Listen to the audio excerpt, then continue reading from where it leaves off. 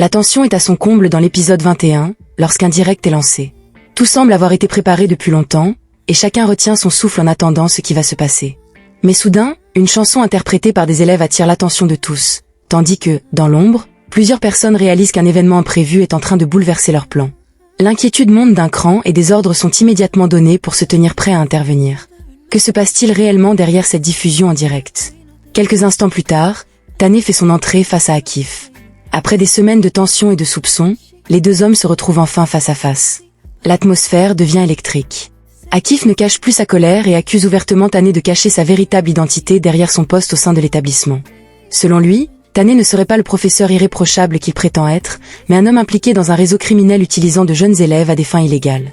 Pourtant, Tané garde son calme et rejette fermement toutes ces accusations. Il affirme avoir toujours aidé ses élèves et se présente comme une victime d'une immense injustice. Devant les nombreux spectateurs du direct, chacun tente de convaincre l'opinion publique. Qui dit la vérité? Qui manipule réellement les faits? Mais ce n'est pas tout. Akif révèle alors ce que Ruya lui avait confié avant sa disparition. La jeune sportive aurait reçu une proposition qui semblait d'abord généreuse, une aide financière destinée à soutenir sa carrière. En réalité, cette offre n'aurait été qu'un piège destiné à l'entraîner dans un trafic bien plus dangereux. Peu à peu, les révélations deviennent glaçantes.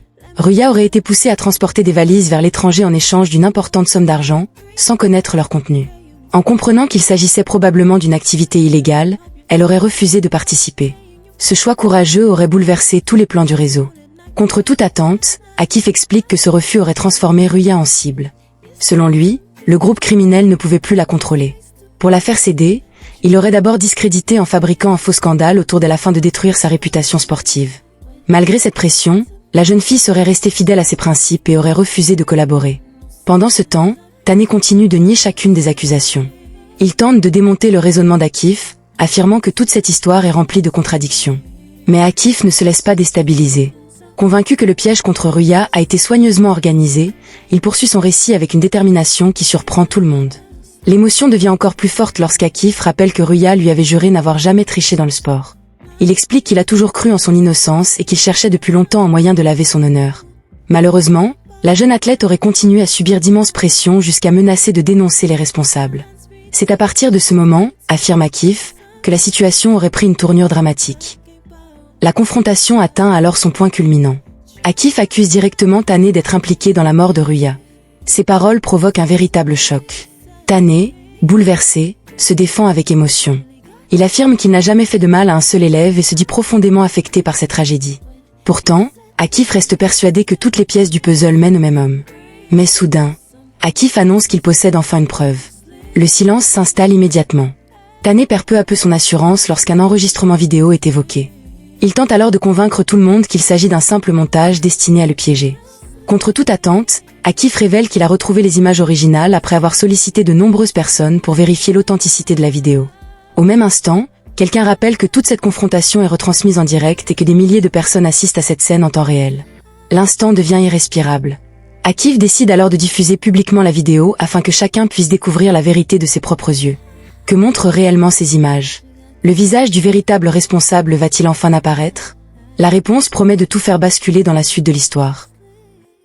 La confrontation diffusée en direct prend une tournure totalement inattendue. Au moment où Akif pense détenir enfin la preuve qui fera tomber Tané, la vidéo projetée semble raconter une toute autre histoire. À la stupéfaction générale, les images paraissent désigner Akif comme le véritable responsable. Le silence envahit la salle. Les spectateurs, les élèves et même les autorités présentes ne savent plus qui croire. La vérité est-elle en train d'éclater, ou quelqu'un manipule-t-il encore les preuves? Mais soudain, Tané reprend l'avantage. Il accuse Akif d'avoir monté toute cette affaire et affirme que son rival est prêt à tout pour le faire condamner. Avec un calme troublant, il retourne chacune des accusations contre lui. Selon Tané, toute cette histoire ne serait que le fruit de l'imagination d'un homme obsédé par la vengeance. Ces paroles sèment le doute dans l'esprit de nombreux témoins, tandis qu'Akif, bouleversé, tente désespérément de défendre sa version des faits. Quelques instants plus tard, Tané va encore plus loin. Il rappelle des informations médicales concernant l'état de santé d'Akif et laisse entendre que celui-ci pourrait souffrir de troubles susceptibles d'altérer sa perception de la réalité. Cette révélation choque profondément l'assistance. Certains commencent à se demander si Akif est réellement victime d'un complot ou s'il est lui-même prisonnier de ses propres certitudes. L'incertitude devient totale. Pourtant, Akif refuse d'abandonner. Convaincu que Tané manipule encore tout le monde, il annonce qu'il possède une nouvelle preuve, encore plus importante que la précédente. Il explique qu'il comptait la remettre uniquement à la police, mais puisque toute la scène est retransmise en direct, il décide de la montrer publiquement. Contre toute attente, une nouvelle vidéo apparaît à l'écran. Cette fois, c'est la mère de Ruya qui prend la parole. Avec une immense émotion, elle raconte les derniers jours de sa fille. Elle explique que la jeune fille vivait dans une peur constante et qu'elle lui avait confié être menacée par un professeur. Malgré ses tentatives pour la rassurer et l'encourager à demander de l'aide, le destin en a décidé autrement. Son témoignage bouleverse profondément tous ceux qui l'écoutent. Mais ce n'est pas tout. La mère révèle finalement le nom que sa fille lui avait donné avant sa mort. En entendant cette accusation, toute la salle reste figée. Les visages se ferment, les regards se croisent et chacun réalise que cette révélation pourrait totalement renverser l'enquête. Même les personnes présentes sur place semblent incapables de comprendre ce qui vient de se produire. Qui dit réellement la vérité? Pendant ce temps, Akif est complètement déstabilisé. Les souvenirs de ses échanges avec son médecin refont surface. Les avertissements concernant l'évolution de sa maladie, les risques de confusion et les hallucinations résonnent dans son esprit. Peu à peu, il commence lui-même à douter de ses certitudes. Est-il victime d'une terrible manipulation, ou son état de santé influence-t-il réellement sa perception des événements? L'atmosphère devient irrespirable lorsqu'Akif, submergé par la pression, sort une arme. Immédiatement, les policiers présents tentent de calmer la situation. Chacun retient son souffle, craignant qu'un geste irréversible ne soit commis. Malgré les appels au calme, Akif continue de clamer son innocence, tandis que plusieurs personnes essaient de l'empêcher de perdre le contrôle. Quelques instants plus tard, la crise semble enfin s'apaiser. Le public applaudit le courage des personnes qui ont tenté d'éviter un drame. Pourtant, dans les coulisses, tout est loin d'être terminé. Le directeur convoque discrètement Tané et l'interroge sur l'origine des vidéos diffusées pendant le direct.